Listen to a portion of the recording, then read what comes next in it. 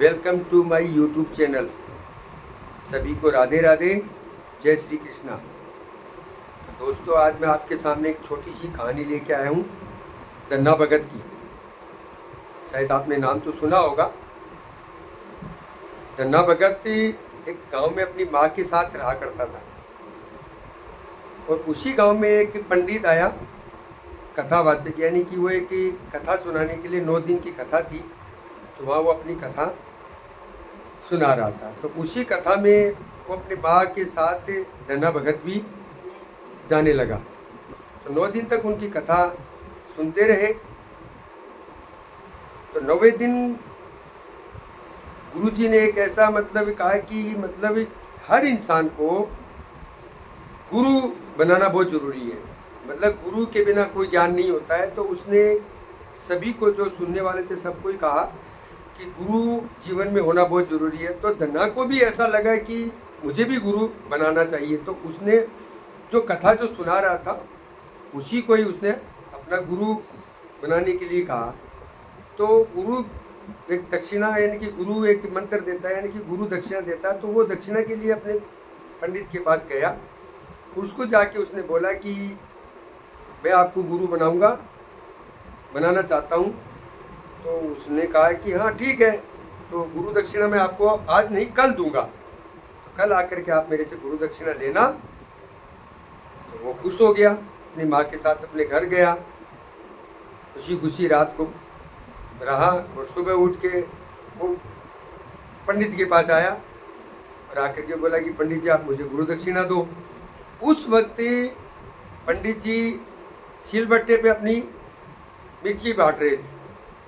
तो मिर्ची बांटते बांटते उसने सोचा कि अरे 8 साल का बच्चा है, इसको क्या गुरु दक्षिणा दूँ। तो उसने वो अपने सिलबट्टे का एक पट्टा जो ऊपर का भाग होता है वो उसको दे दिया, जिसको बट्टा बोलते हैं। उसने सोचा कि गुरु दक्षिणा में भगत ने अपने धन्ना को समझ में आई कि इसने जो मुझे दिया है वो एक कृष्ण का रूप दिया है, भगवान का रूप दिया है। तो वो बट्टे को लेके अपने घर आ गया। घर आकर के उसने घर लाने से पहले पंडित से पूछा कि मुझे इसका क्या करना है। तो पंडित ने बोला कि जब तुम नहाओ तो इसको नहलाना, जब तुम इसको खाना खाओ तो इसको खाना खिलाना। तो उसको लगा कि हाँ ठीक है, मैं कर लूँगा। तो वो घर लेके आया। घर ला करके वो जैसे नहाता तो उसको डेली नहला देता, जैसे खाना खाता तो उसको खाना खिला देता।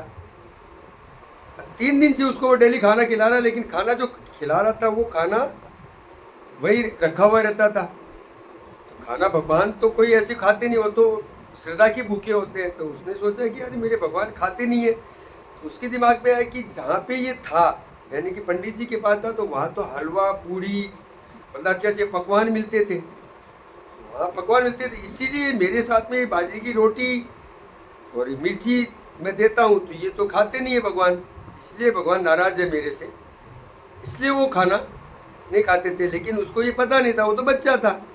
तो उसने एक कसम ले ली वही बैठे बैठे कि भगवान तुम खाओगे तो मैं भी खाना खाऊंगा, नहीं तो नहीं खाऊंगा। और उठ के बैठ गया। भगवान ने सोचा कि वो उठ के बैठने के बाद भगवान को भी ये चीज़ लगी कि ये 8 साल के बच्चे को एक मेरे अंदर कितनी श्रद्धा है कि देखो एक पत्थर के अंदर भी भगवान होता है। ये वहाँ साबित हुई। भगवान को साक्षात वहाँ कृष्ण भगवान को आना पड़ा और उसके साथ बैठ के खाना खाना पड़ा।